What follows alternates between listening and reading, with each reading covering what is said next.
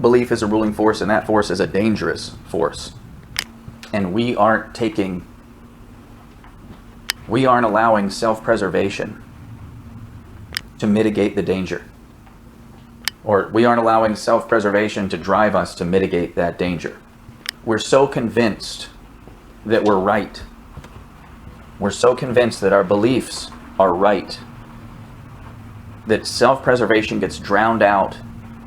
The voice of self-preservation is drowned out by the voice of our convictions. It makes no sense, but we do it. And we do it because we fall in love, and love is blind. We fall in love with these beliefs, and our love for these beliefs overwhelms all reason. That is the way it works. We've seen it for millennia. This is how it works. We are indoctrinated one-sidedly into a belief system. And even if you don't like the idea of indoctrination, maybe you say, well, no. I was disillusioned from my previous belief system, and I reasoned my way into this one. Okay.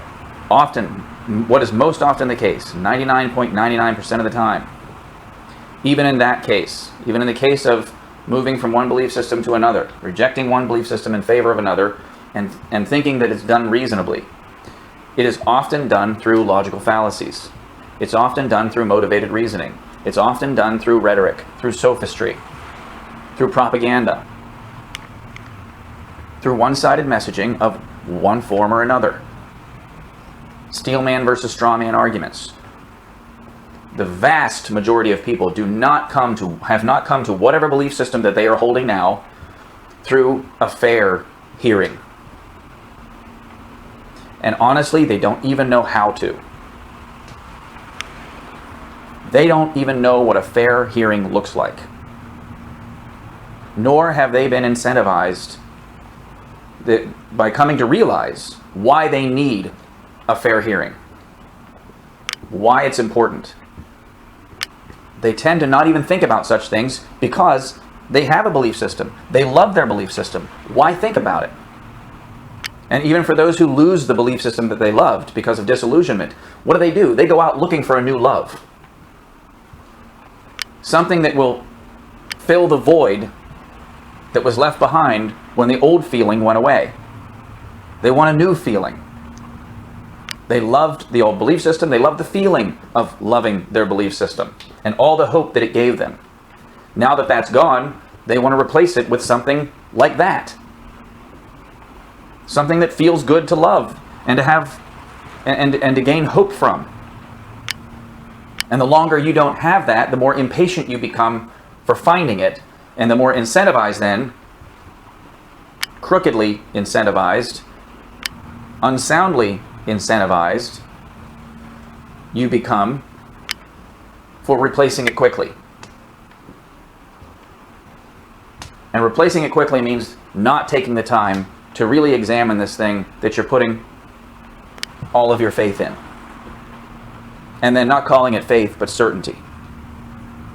You have no grounds for calling it certainty.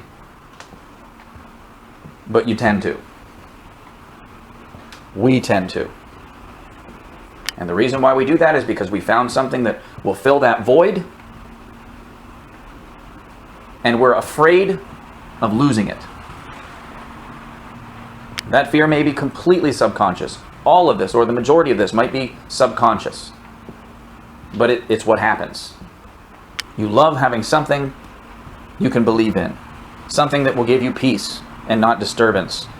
Something that will give you hope. Something that provides a framework for life.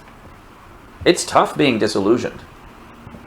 Because you wonder, how do I live? You know, when you've been disillusioned, you don't want to be without some illusion for very long. So instead of taking the time to actually become illuminated,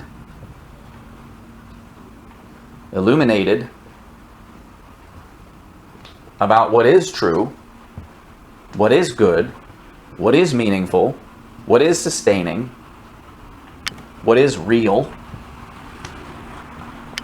what view of the world is actually real and reasonable, instead of taking the time to become illuminated, we tend to just latch on to the nearest non-repulsive illusion and believe in it.